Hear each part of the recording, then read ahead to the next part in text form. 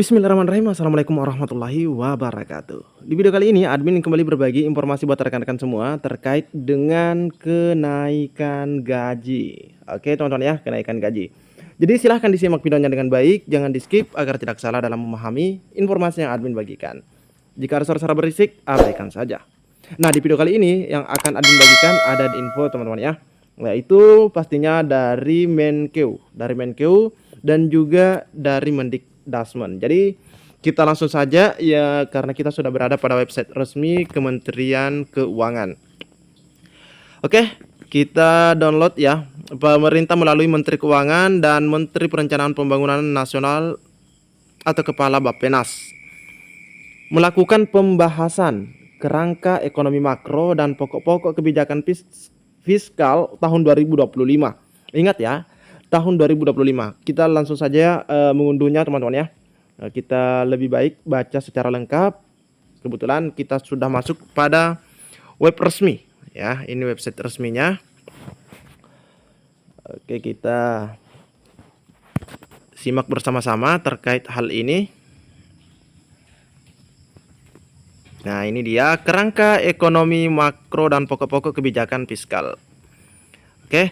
Nah, yang penting dari kebijakan ekonomi ini, nah ini kan cukup banyak teman-teman ya, tapi kita hanya akan membaca poin penting terkait dengan gaji. Oke, kita scroll.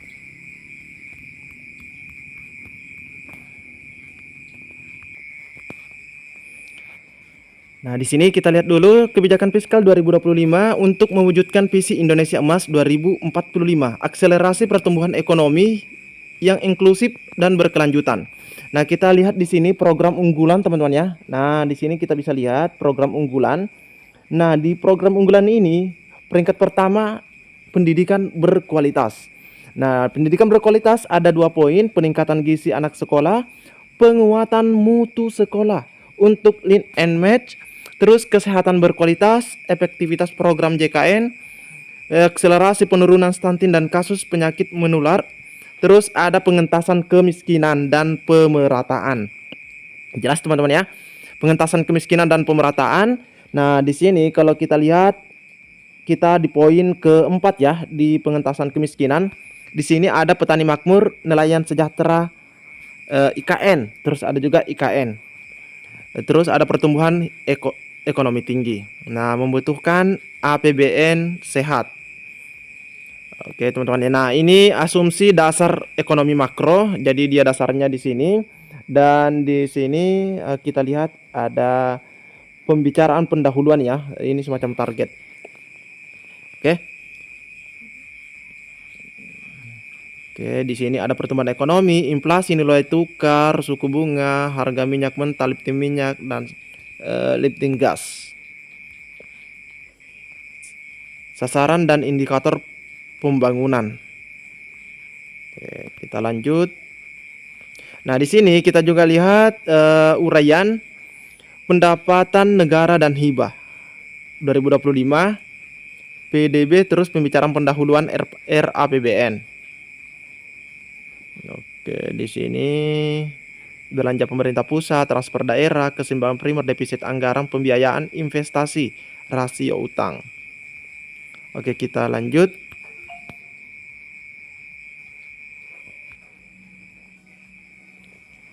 Nah, di sini kita bisa lihat teman-teman ya.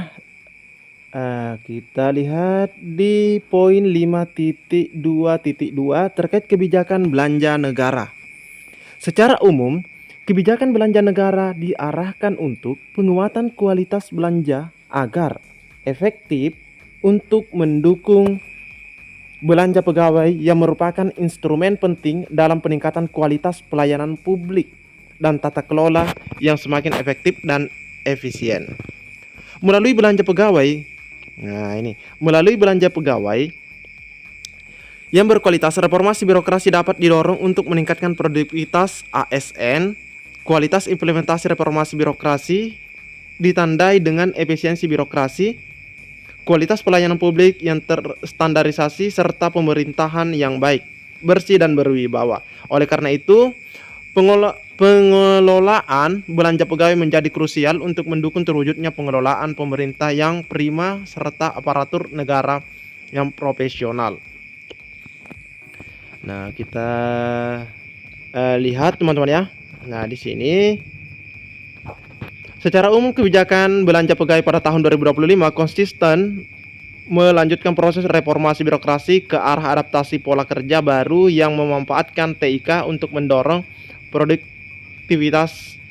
Arah kebijakan belanja pegawai tahun 2025 akan difokuskan antara lain meningkatkan efektivitas dan efisiensi birokrasi sebagai kunci keberhasilan, reformasi fiskal melalui penguatan implementasi manajemen dan manajemen ASN, digitalisasi birokrasi, layanan publik, serta adaptasi flexible working arrangement. Kedua, meningkatkan kualitas belanja pegawai dengan tetap menjaga konsumsi aparatur negara, antara lain melalui pemberian THR dan gaji 13 atau pensiun ke-13 dan penyesuaian gaji ASN. Di poin ketiga, reformasi sistem jaminan pensiun dan jaminan hari tua pegawai negeri sipil. Menuntaskan implementasi reformasi birokrasi secara menyeluruh untuk mewujudkan birokrasi dan layanan publik yang lebih berkualitas, profesional, dan berintegritas. Undang-Undang Nomor 20 Tahun 2023 tentang aparatur sipil negara atau Undang-Undang ASN mengamanatkan dua substansi penting yang menjadi dasar bagi pemerintah untuk merancang desain reformasi pensiun. Ingat ya, reformasi pensiun bagi pegawai ASN. Nah, di sini yang pertama, pegawai pemerintah dengan perjanjian kerja kini memiliki hak yang sama atas jaminan sosial. Terus sebagaimana halnya PNS, di antaranya terdapat jaminan pensiun atau JP dan jaminan hari tua atau JHT. Hal ini merupakan bentuk komitmen pemerintah dalam mendorong tercapainya kesetaraan, keadilan, dan sistem kepegawaian pemerintah. Kedua, Undang-Undang ASN juga secara tegas mengamanatkan pemberian JP dan JHT untuk pegawai ASN merupakan bentuk perlindungan kesenambungan penghasilan hari tua sebagai hak dan sebagai penghargaan atas pengabdian. Nah, teman-teman ya, jadi intinya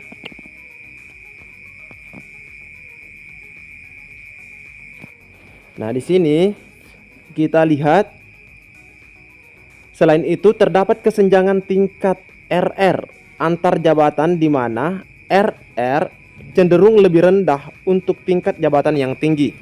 Sebagai ilustrasi, pensiun pejabat eselon 1A hanya menerima manfaat pensiun kurang lebih dari 10% dari penghasilan terakhir, serta perlindungan hari tua yang kurang memadai. Nah, jadi di sini tetap ada gaji ke-13, ada di sini ya gaji 13 pemberian THR dan gaji ke-13 akan diberikan. Di sini untuk pensiun juga dapat, dan di sini juga sudah terdapat dalam aturan. Nah, ini sudah aturannya teman-teman ya, yaitu Undang-Undang Nomor 20 Tahun 2023. Di sini teman-teman bisa lihat. Nah, jika teman-teman ingin membaca secara lengkap, silahkan diunduh saja suratnya, gampang sekali ya. Nah, teman-teman ya. Oke, cukup sekian informasi yang dapat admin bagikan. Assalamualaikum warahmatullahi wabarakatuh.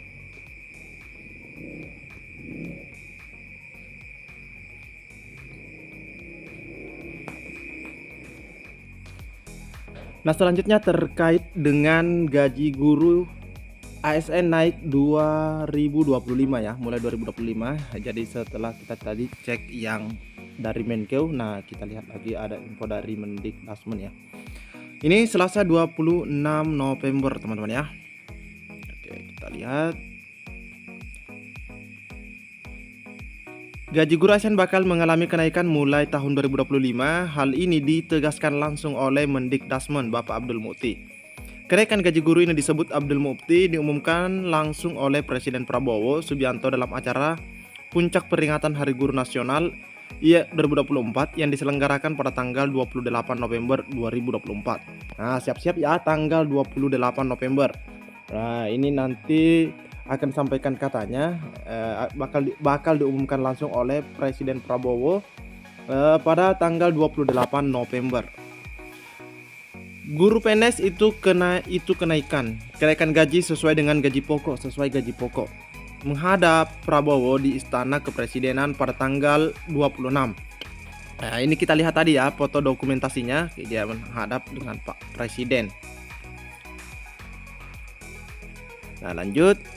Dia menjelaskan kenaikan gaji guru ASN akan sebesar 1 kali gaji pokok yang diterima saat ini. Besarannya berbeda-beda tergantung dengan kepangkatan dan sebagainya ya, karena kan kalau ASN kan gaji pokoknya itu beda-beda teman-teman ya, tergantung dengan golongan juga, pangkat juga. Nah, gaji pokok sesuai dengan gaji pokok dia, pokoknya 1 kali gaji pokok ya. Gaji pokok itu kan berbeda sesuai dengan kepangkatan dan sebagainya. Kenaikan gaji guru ini berlaku mulai 2025. Intinya seperti itu teman-teman ya. Intinya 2025, dan teman-teman silahkan tunggu pada tanggal 28 November dan itu akan diumumkan oleh Pak Prabowo. Nah, sebagaimana yang disampaikan ya melalui media nasional ini, media Detik Finance. Nah, ini berlaku 2025. Teorinya Januari kan tahun anggaran dimulai Januari, tapi realisasi ini nanti tergantung dari bagaimana pencairan dana dari Kementerian Keuangan. Oke teman-teman ya, cukup sekian. Assalamualaikum warahmatullahi wabarakatuh.